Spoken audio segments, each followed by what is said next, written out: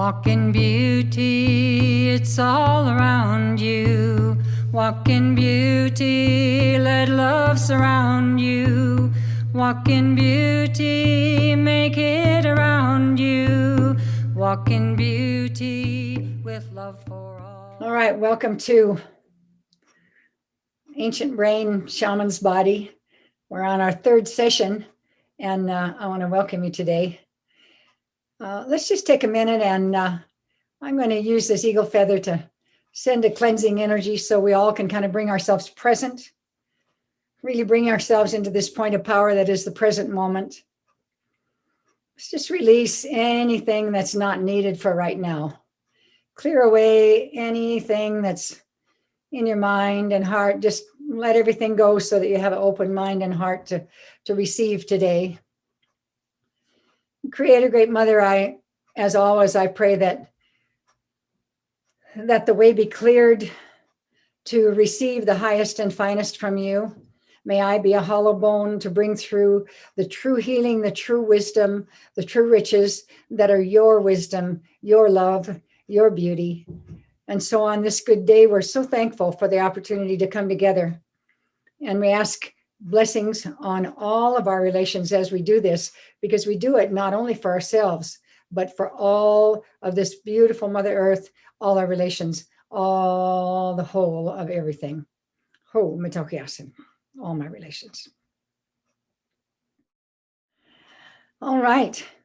So today I'm thinking about wholeness.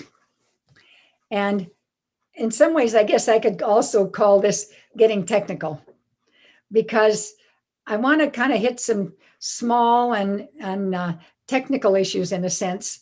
But as always, when I'm working with you, what I'm wanting to do is to create a different mindset for you that allows you to understand the absolute magic of who you are and who this Mother Earth is.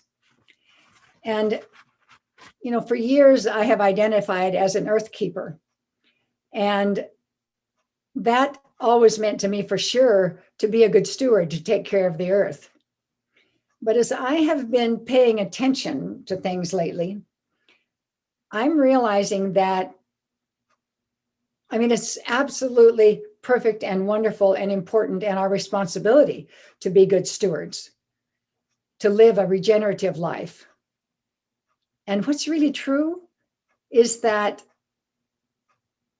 in a way, we're kind of small potatoes. As I've said before, if we were to blip off, you know, things would probably just improve. Things would green again and things would be more natural and beautiful. So it's not like saving the earth, although the earth is going through remarkably difficult changes right now, of which we are, you know, a part of the responsibility. But the thing I'm really getting is that to be an earth keeper is partly to let the earth take care of us in this sense. If we can let the earth and spirit teach us, inform us, give us the coding that's needed, then we can heal ourselves in that way, and certainly find the wisdom to heal the issues that are going on, that are certainly the ones that are caused by humans. And it's so important that we do that. You know, one of the things that we realize, of course, if we take a moment, is that this body, this earth robe, comes right from the Mother Earth. And so to me, it just makes obvious sense that the Mother created it. The Mother Earth and you know, the Great Mother know how to heal it and know how it functions. And as we are earth people, we live on the earth and we are in connection with the earth, and all of the healing and wholeness means that we need to be whole with everything around us in order to heal. So often we think of healing ourselves. I'm going to heal myself. But I really can't do that fully unless I'm in communion and connection, you know, an intimate connection, receiving the coding that the Mother Earth offers us, and that the sky and the sun and all of that offer us. And I mentioned the word coding, and that's a really important one for me right now, because the information that comes to us from all of the things around us is what keeps us moving and alive. That coding, we receive it from the sun, from the moon, from all the energies around us, and from the actual physicality, the little microbes and all of that around us. And it's the way we positively function. Probably you're starting to understand, if you've listened to a lot of us lately, you're starting to understand that the microbiome, all of these little beings, they're bacteria, funguses, parasites, and viruses, and others we probably haven't even named, move through us, help us digest our food. I think they make up way more than 50% of our actual body are made up of these little beings, and they move through and in and out. And as they move in, as they come into us, they inform us about what's going on in our immediate environment. And so there's an incredible amount of information coming to us, giving our body what it needs to be in good relationship, not only with itself, but with everything around us. And one of the things that they're seeing in science these days is that, so often we have thought that the stuff, the material things, the things that are solid and weigh something, that sort of thing, are what's important. And there's a bit of that. I mean, there's a teeny tiny nucleus, and the energy rings around it if the nucleus were the size of a pea, the energy around it going out and out and out in rings would be at least as big as a football field. And that's all sort of space and energy. So the material part of things is a very small part of things.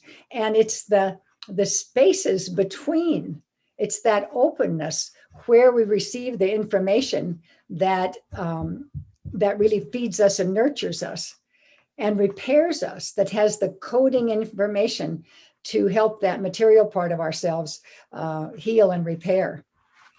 And it's interesting to me too, when we spoke in the class on Love is the Answer, we spoke about the Dawn Star, the Christ light. And in some of his esoteric teachings, he talks about the difference between love and structure. And he talks about structure, structure is important. We have these houses we live in and these bodies we live in that look like they're made of structure for sure. But what he suggested is that when we start paying attention to the spaces between things, then we're really going to have incredible science. And of course, just as I was saying, physics says that there's a teeny tiny bit of what's solid, and it's mostly energy. And another thing, my friend Pam Montgomery and many of the wonderful herbalists right now and shamans are talking about plant spirit medicine, and realizing that, it's wonderful to use the plants. I mean, they're the baseline of all of our healing, pretty much. That's always been down through time. And, you can give like tinctures and all that kind of thing. And that's good. That's really, really good to use that kind of medicine. But they're realizing that you can take just the tiniest whiff or drop of the essence of that plant, and then invite its spirit to heal you, and the same or more happens. So it's about connecting with the spirit of things, not the stuff so much. So I hope you're getting the idea that there's so much more to what's going on than what we can see in a solid form or what we think of as solid.